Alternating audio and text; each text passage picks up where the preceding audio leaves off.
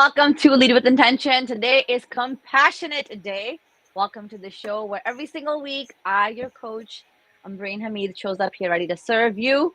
It is truly an honor to be here right now in this moment, beautifully planned as we cross paths, so that way we can serve each other, learn from each other, and hopefully grow together. Welcome to Spanglish World Network, alongside with Zingo TV, channels 250 and 251. Please remember to download our application on your iOS, on your Androids, on your smart TVs 2016 forward. Full Amazon lineup, Roku lineup, and even supported on the Chromecast devices.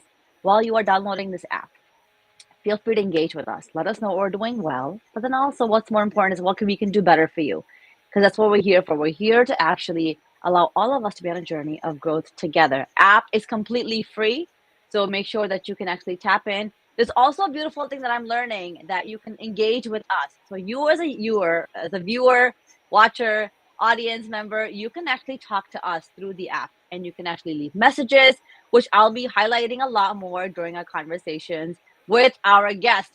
Many of you don't know the man behind the scenes, but here he is today, Eduardo Harari, who is not just my producer, but a man of many hats.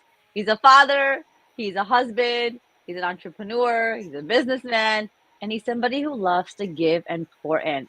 Somebody who's super resourceful and loves sports, which I'm sure many of you already know.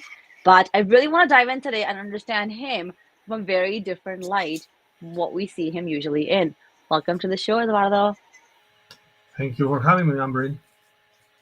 You're welcome. All right, let's dive in. So, talk to us a little bit about who are you and what would you like to share with our audience here today? Well, who am I? Uh, Very simple guy, I would say. Uh, I I am very broad. Come from a Middle Eastern Latin American background, uh, and someone that likes to share with the world, likes to help. Uh, that's why this network is here. Everything that I surrounded myself with in and learned from my family was about sharing and giving and always being there for others. Okay, that's a beautiful way of starting the conversation. What was it about your family that allowed them to kind of teach you, I'm guessing through role modeling, to just be supportive and be generous in the way that you show up? So I'll look at both sides of my family so you understand a little bit more about my background. So my father's family comes from Aleppo in Syria. Uh, Comes my great grandfather and his his father were both men of wise, very wise people, men of religion, very deep embedded, both rabbis uh, in the Jewish culture and Yeah. people that gave everything for their communities. Um, my great grandfather went from Syria to Israel, from Israel to Colombia, Colombia to Mexico, Mexico to Guatemala, and Yeah. you know, and always had a business on the side. But he, the first thing that he always said is, you have to serve your community, and he Yeah. always, since I can remember when I was 2 3 years old, he always spoke to me about sense of being a human and being someone that gave back, and Mm. because everything will come back to you 10 times over if you are kind to others. Yeah. From my mom's side is different. Uh, she's from Romania, from Austro-Hungary. uh, Okay. my my great grandparents and my grandparents are from Hungary and Russia.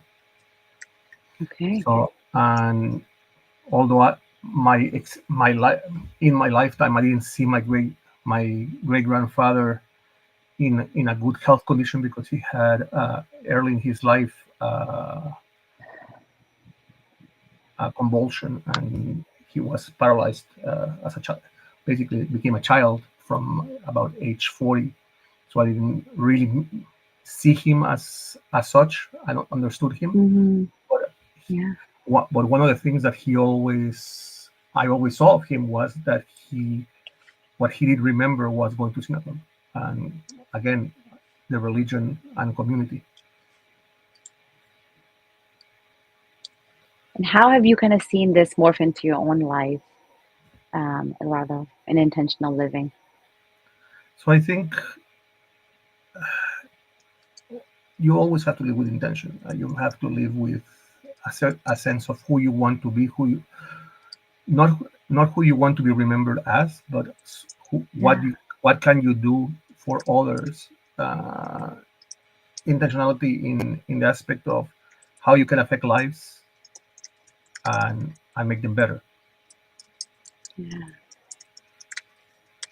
Okay. And how have you seen kind of, you said it comes back in folds, having the right intentions, doing things for other people. How have you seen that in your own life play out? So I think it has played out incredibly because one of the things that especially when in the business world, you always tend to, yeah, there is a purpose that you do need some type of income to make a life for yourself.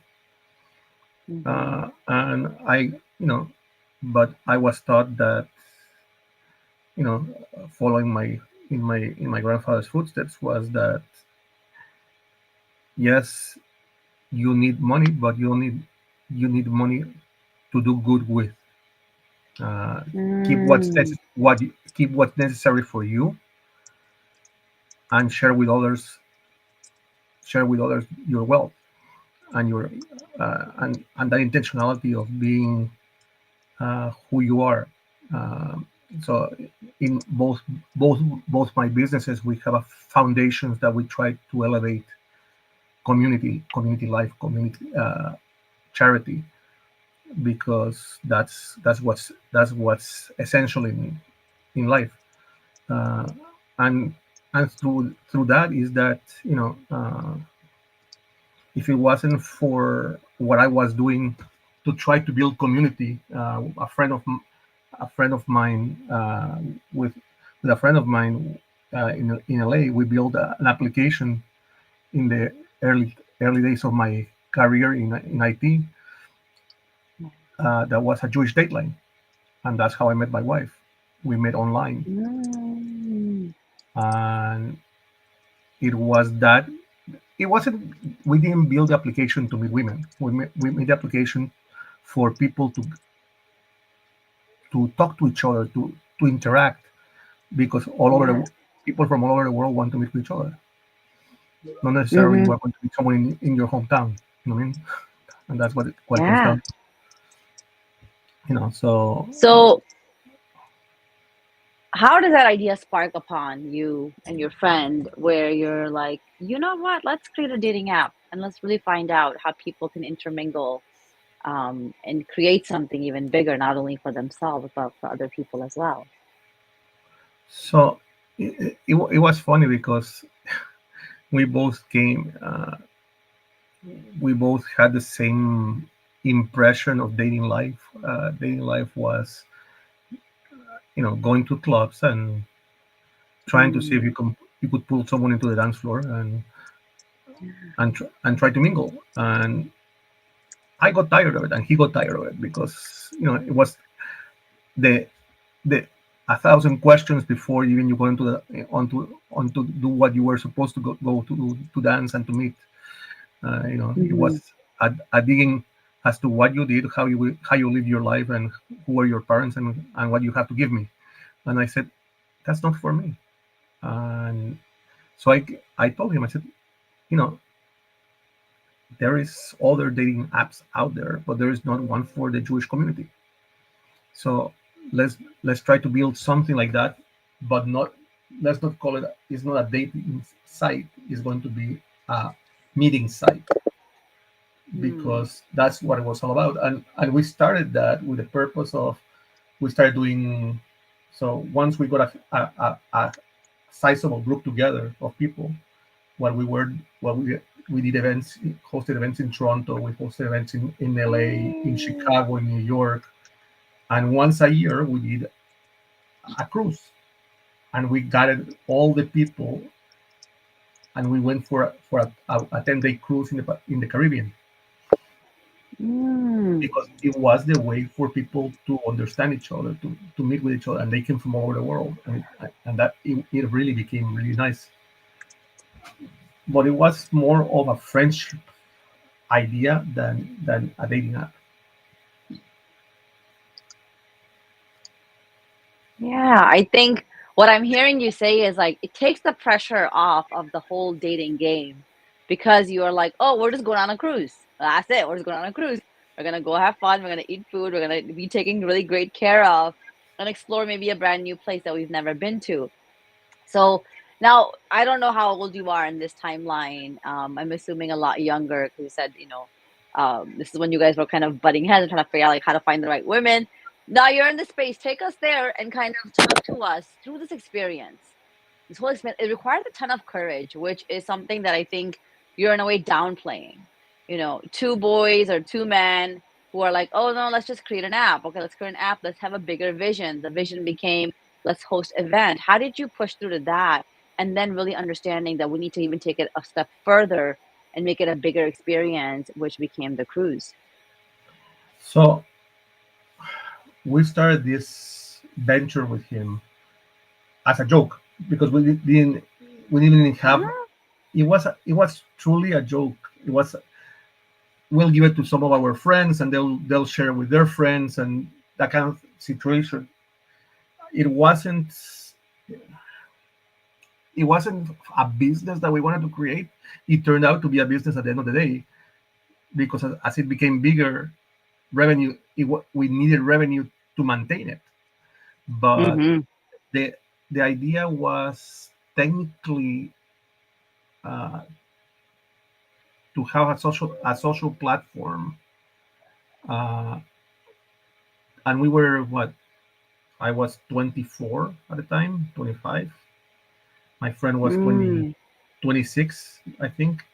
He was 2 years older than I was, and uh, it was a side hustle, let's say, for us Mm. in the idea that we had full-time jobs, and this was something that we did at nights, Mm-hmm. and and we used some of the principles of the 80s. I mean, we started this in the 1980s, 1990s, and it was funny because you know I don't know how far back you go in IT, but we started like a type of situation like an ICQ Mm. that it gave you a beep when someone actually wanted to speak to you, and we created rooms inside the application. There was Mm. one giant room where everyone gathered, and then they could create their own rooms to go to speak to each other. People can to have groups of people, and we had a database behind it with all the memberships and everything. And you know, we started seeing a big growth, very quickly, especially from the universities Mm. and young entrepreneurs that you know they don't have time to socialize, so they came to Yeah. us. And the idea with the doing the cruises and stuff like that, it was more of oh, we have to have an option where people can actually meet in person, not just over the application. Mm. And we had gatherings in the cities, but at the end of the day, we found out that the same people that we were seeing in the clubs now are in the application. So it ended up Ah. Just like us. They did Yeah. whatever we did. Oh, I love it. So but it became we became really a community inside inside the app. Mm. And we started online. Now my friend has taken it to a different scale. He has an app for the phone, and he has uh, now he has everything. I once I got married, I kind of left it out. Mm-hmm. But yeah, it was it was like that. And it was very interesting. So let's Uh, dive in there. Let's dive in. And you said you found Rebecca on the actual app. yeah. Now, how did that idea mature itself, and how did you know that she was the one? So uh, my I met my wife on the app, on the platform. But what can I say? I Because I had back backdoor access, it was much easier for me than for mom. Mm-hmm. Mm-hmm. Uh, you are not supposed to do that, but you know, uh, I You're the I boss. You can do whatever you want. no, it was when I went into the app. I said, look, I I started looking for someone in Latin America, and I said, I am tired of the U.S. and Canadian scene. Let me go somewhere. Mm. So I started looking in Latin America because it's my other background. And so I said, and I went to Venezuela because that's you know a country that I have affiliation with, and so and there were only two girls, coincidentally at the time, that had signed up from Venezuela. So I looked at one, and she looked too much like my mom. So I said no. Love the honesty.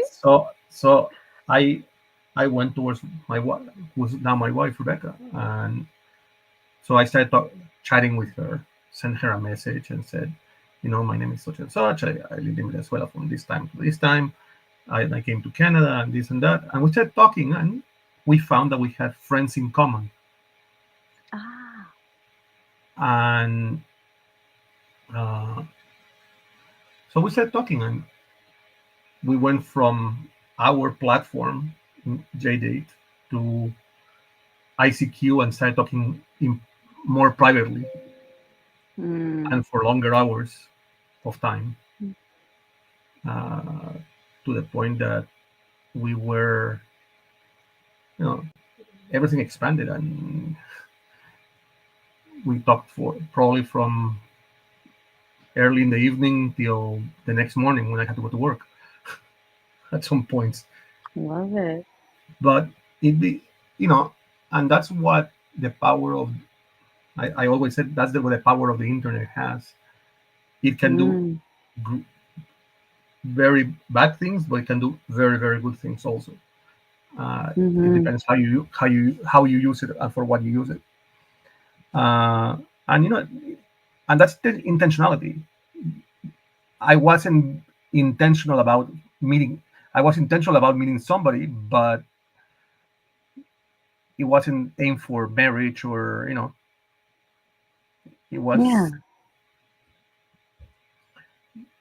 and I was checking the other day. Actually, I was checking to see how many couples, because when I got married, we were at over 20,000 people that had married through the platform. What? Love it. Okay. That Wow. was when I got married in 2000. They are Okay. now Right now it's over 150,000 people that have met through the application, through the platform, and gotten married and have kids, and so it's the intentionality worked. Yeah.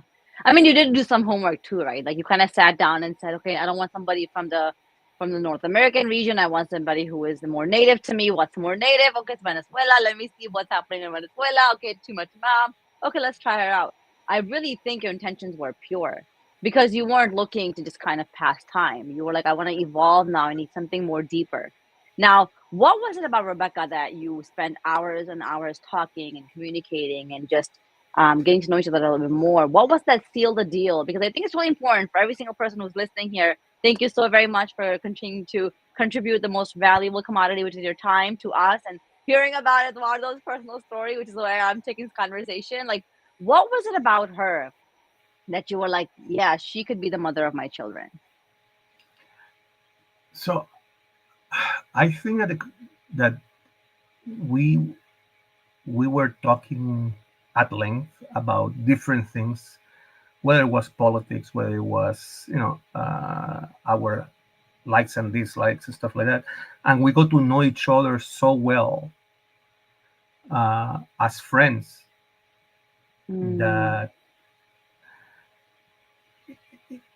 I always laugh because my father-in-law said,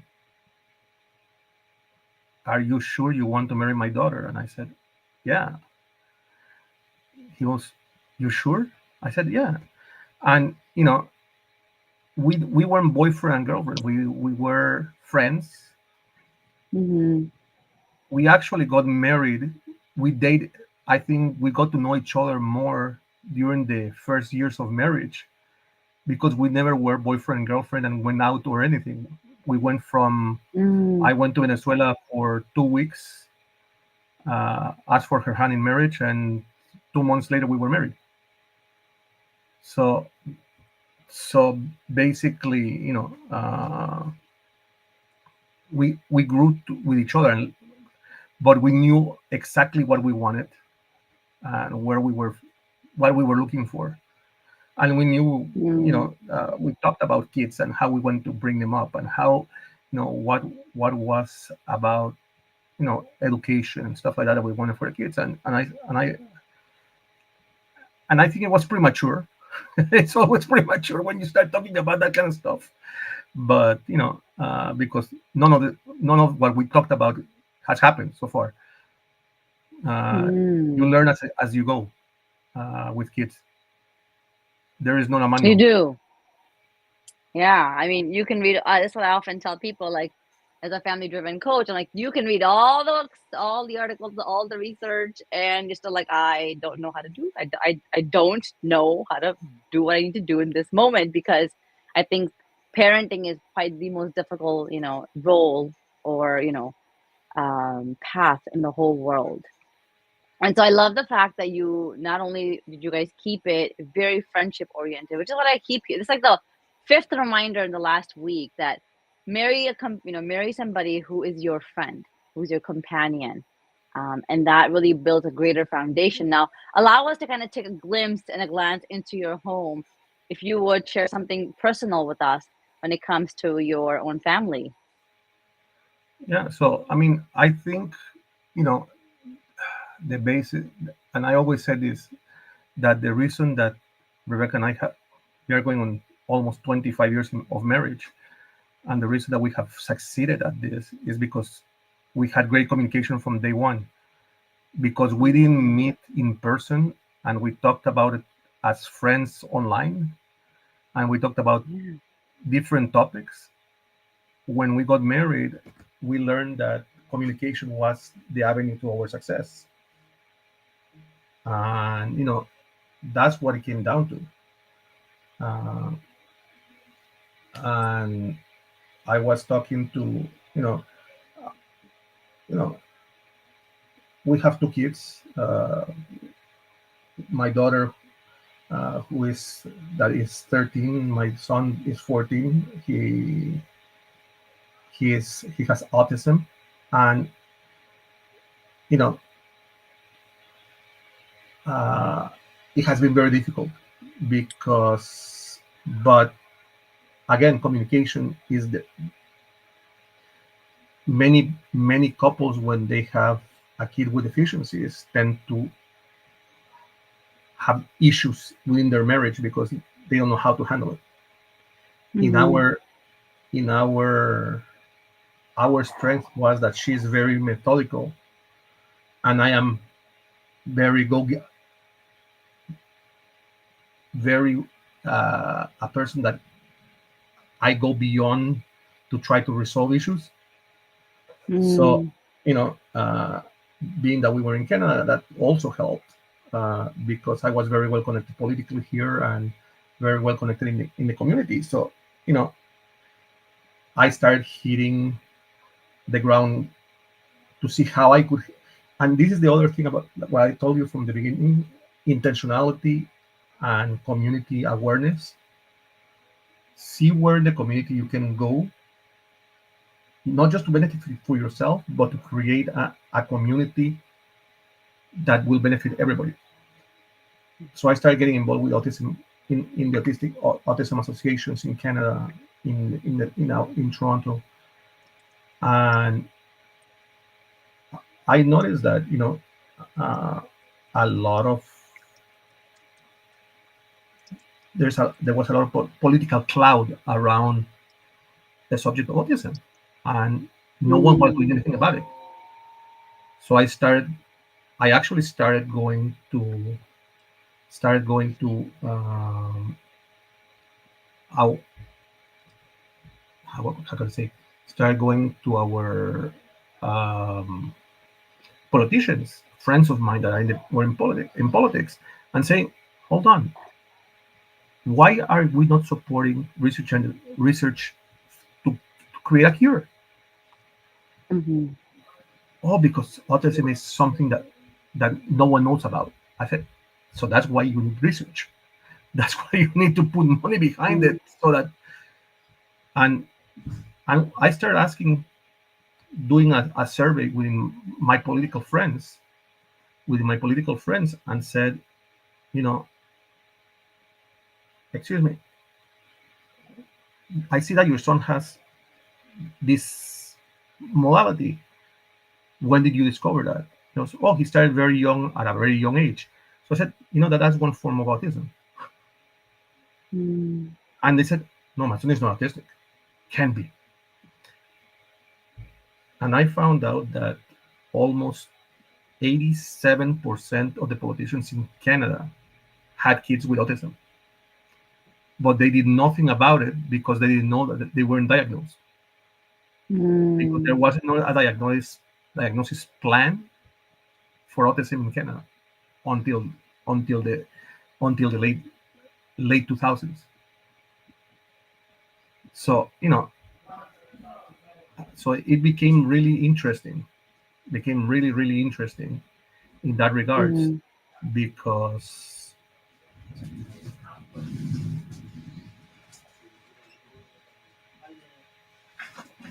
so it became very interesting in that regards, that um, you know um,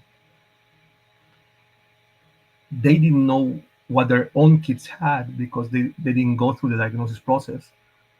Mm. But because they had the money, they had the cloud, they had this, they had doctors looking for at them. So we started building a network of people that that helped in the communities to help out with autism. Wow. Super commendable. I think it's that when, God, everyone will often say, right? Like when what do you do with a lemon? Do you the lemonade? Do you just sit there in your misery and stay sour? Um, what Now explain to us a little bit, because it seems like you just kept pushing yourself and elevating, because the vision is it's not about me, it's about something broader. Now, for anybody, listening here today, which I'm super grateful for, what could you share from your own experience with a child who is autistic? What could you share so that way we can not only be more aware, but we can be more accepting of individuals that have it, and actually be more forthcoming with embracing them and making them feel like they're valued? So it's funny because growing as a parent of an autistic kid that doesn't communicate, uh, my son is nonverbal. That's his level of autism, but he's a genius in other areas. And it's funny because he has transcended my knowledge of IT 10 times over, but he's just doesn't speak about it because he can't. Mm-hmm. And but you see him that he goes to a computer and he will write down what he wants, and it's commendable that he learned by himself everything that he needs. Um, Mm. and I always say that understanding the levels, yes, there is autistic kids that might be a little bit more out of touch, but you have to understand the way their mind works, and that's the first thing. Mm. They are not unable to reason. They need a little bit more time for people to understand how they reason. So Mm. when you see someone with autism, and you have many types of this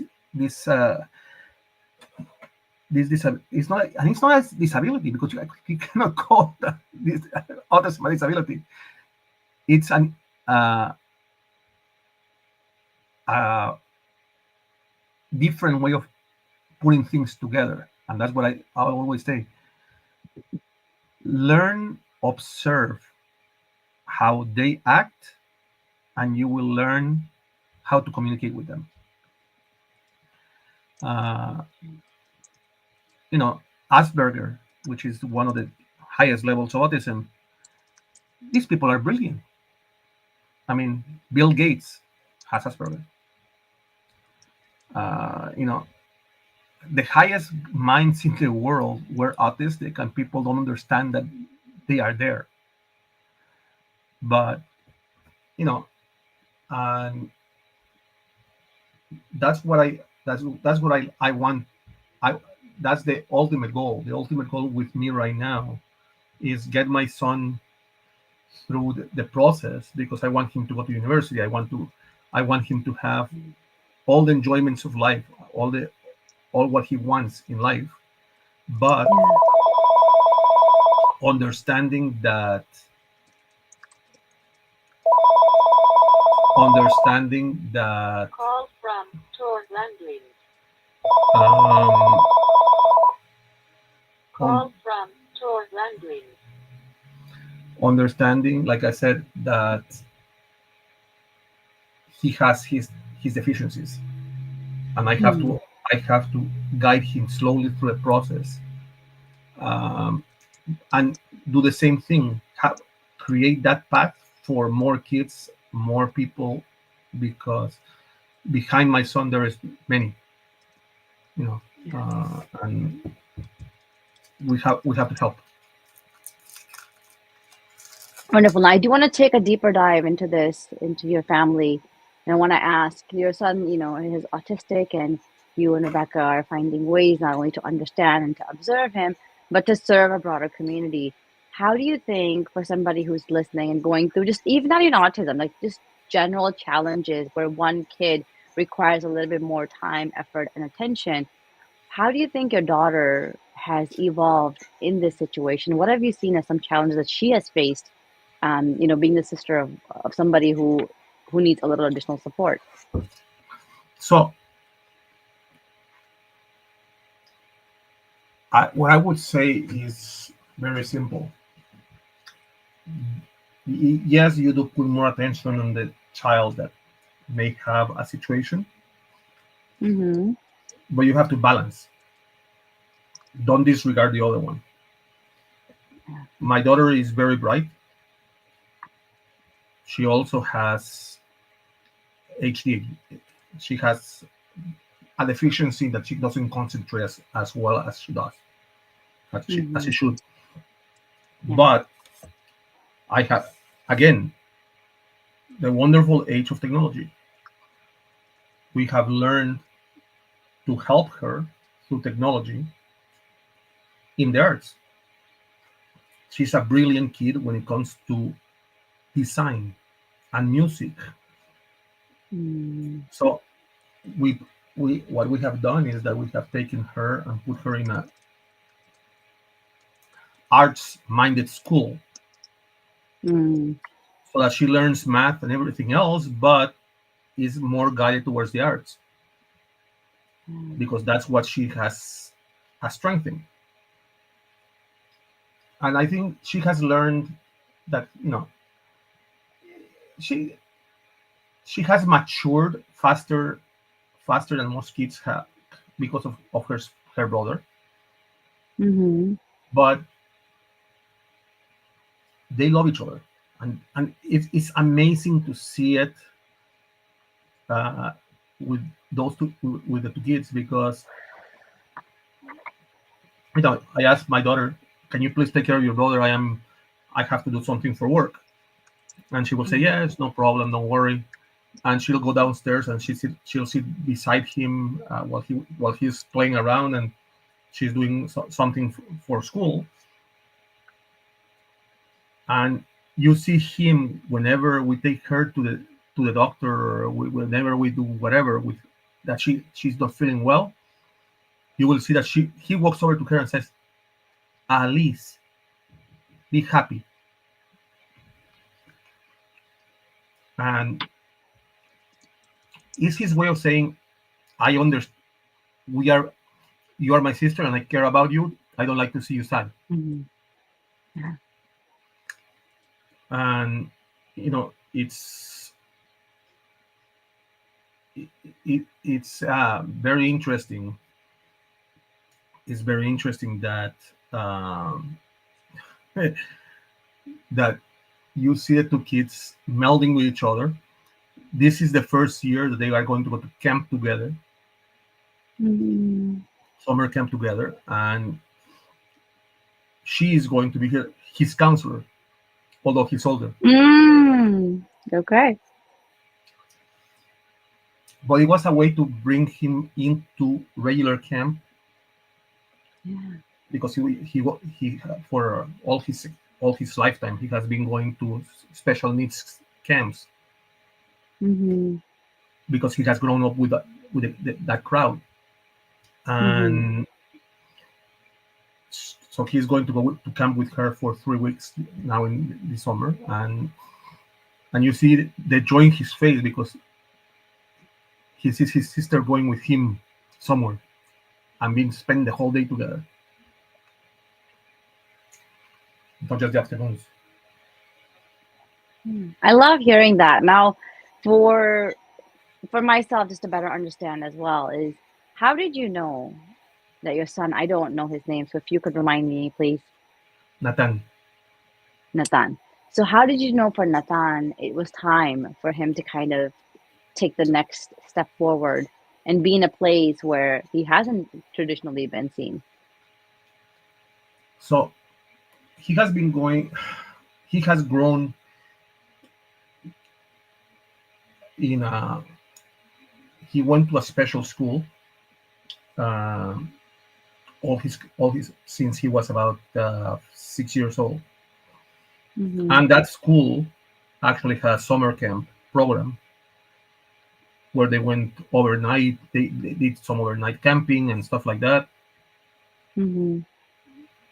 But now he's 14, and all the kids. The funny part is all the kids call him Grandpa Ah. because he's the oldest kid amongst them. Mm-hmm. So some of the activities that he was normally doing weren't activities for his age. Okay. But this year, uh, he now he's leaving. He's going to he's going to enter a regular high school Okay. because it has come to the time. So we said, what's the better way to enroll him into going to a regular high school? Let's send him with his sister to camp so that he can, through the ease of having his sister around, then it's going to be easier for him to understand how to operate around the regular crowd. Mm. And there's a lot of intentionality in the way that you and Rebecca are kind of, raising these children. You said we talked in length about, how we're going to raise kids, and it was like, um, but when you foresee parenthood, it's really different. Now, I feel like you guys had laid the foundations of what you wanted as partners, as parents, and kind of you kept building on it, which is what I think life Mhm, traditionally is. When you are when you're talking to other parents, mhm. not about just this, about your son or his condition. We're just talking to general parents. Where do you think that parents lack a little bit of wisdom when it comes to raising a family and leading a family? I, I I don't think it's that parents lack wisdom. It's parents because we grew up in a different environment Mm-hmm. when we were kids. And I can say that I had ADHD and no, I didn't know that I had it. Most likely that's Mm-hmm. how my daughter has it and how my son, and why my son is autistic in a certain way because there are certain genes there that are going to be predominant. But I think that parents in this day and age need to understand that because of circumstances, life is not the same as in the world that we live in. There is Mm-hmm. more accessibility to information right now than anyone would want, and kids has access to that information. Uh, and you can say, yes, I'm going to monitor what they do and this and that, but you cannot be 24/7 in top of your kid, seeing what they are doing. And Mm-hmm. and if you are going to, let's say, censor what they can watch and what they cannot watch, you are doing more damage than because they are going to find the information somewhere else, and most likely it will be from their peers who might not have the same upbringing as you might want. Mm-hmm. So I think that parents have to start questioning themselves more and learning more about what's out there right now. Parents have There wasn't a manual built with exact rules of how to be a parent. Mm-hmm. Uh, I as we as I told you, I mean, we talked with Rebecca about this is what we want to do. This is what how we are going to do it. This is where we are going to send them. And my two kids were born, and we were like, "What did we say what we were going to do?" Uh, yeah, no, that doesn't work that way. Um, and it's very difficult to put two and two together. Mm-hmm. Uh, to to me, I think that you have to take it with stride. Everything, every day, something changes that changes the way that you are going to take that decision. Mm-hmm. You cannot be very liberal, but you cannot be extremely conservative either. You have to have a break-even point in the middle where you Mm-hmm. meet and you say, you know, there in today's society, you are surrounded by many groups. The kids are surrounded by many different types of people, and they don't want to be the outcasts and say, "Oh, I don't want to associate with those." Mm-hmm. Uh, so you have to teach. You have to teach. Take the good things from everybody. Look at, yes, the kid might do something that is not appropriate, but look at what he does that is right and copy that, and don't disassociate him from, don't judge him for the bad things he does. Mm-hmm. Always be there and meld with them. You have to have friends from all facets of life. Hmm. I think that's the essence of understanding them and accepting them as they are, which is something that I do work a lot with a lot of families, is to let them know that I get it. They're not doing things the way that you do. But then again, when we were growing up, you couldn't get an answer in a nanosecond for a question that you had, right? Like if you wanted to find out something simple, like when is sunset today, you literally had to find ways to find out when it's sunset today.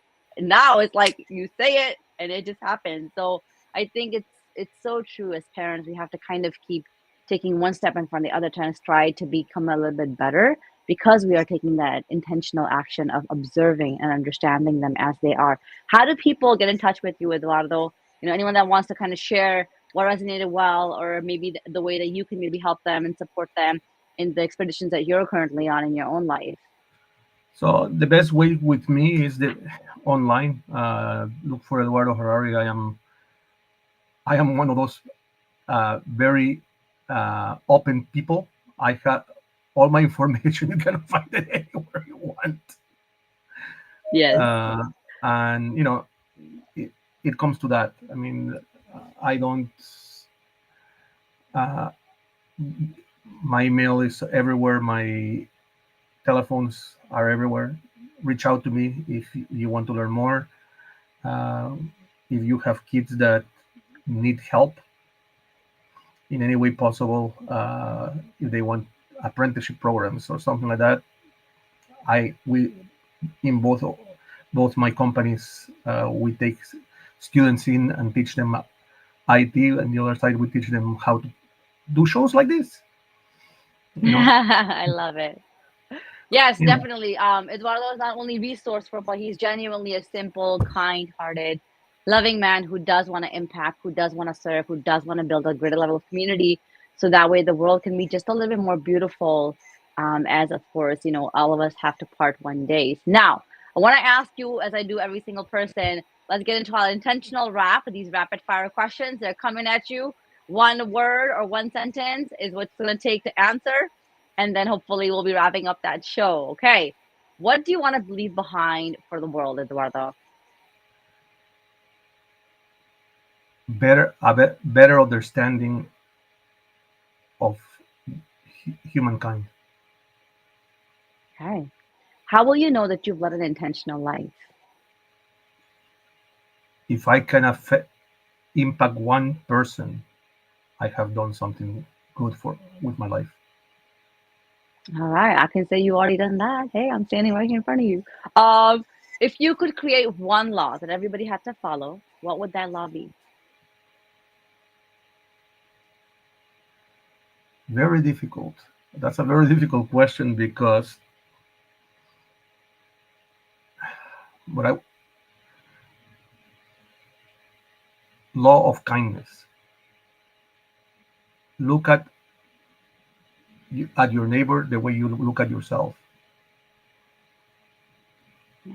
I think that's really true. Yes, kindness in our home is super cool. Um, what's one lesson that has made you who you are today? Repeat that one, please. What is one lesson that has made you who you are today? My great grandfather once told me, "Don't judge judge a person by what you see, but by who they are." Okay, so that essence of character, I love that. I will be using it a lot in my own life. Okay, and what is the key to a healthy relationship? Communication, understanding, and perseverance. Yes. All right. Well, it was a beautiful, beautiful, beautiful, spontaneous thing to have you on the show today. I'm glad that things work out the way that they do. As the show comes to an end, I do want to say I appreciate every single one of you for tuning in thus far. And hopefully, you've learned something not only about Eduardo, but about yourself through this journey of leading with intentions. The show can be heard on Spanglish Radio Network. Please follow and check out spanglishworld.ca for all the programming, all the news. As we close, my prayer is that this show will embark all of us on a transformative path to be more in gratitude for what we have, to accept the unfoldings of life, and to commit to values and dreams which will allow us to tap into our own greatness. is I have tawakkul, which is faith in all of us. When we unleash our authenticity, we start to live more intentionally. Remember, there's only one of you. So design that life with excellence. Speak English World, watch it, hear it, read it, download it. Most importantly, live into it with intentionality to have the best version of you serve others. Thank you so much, folks.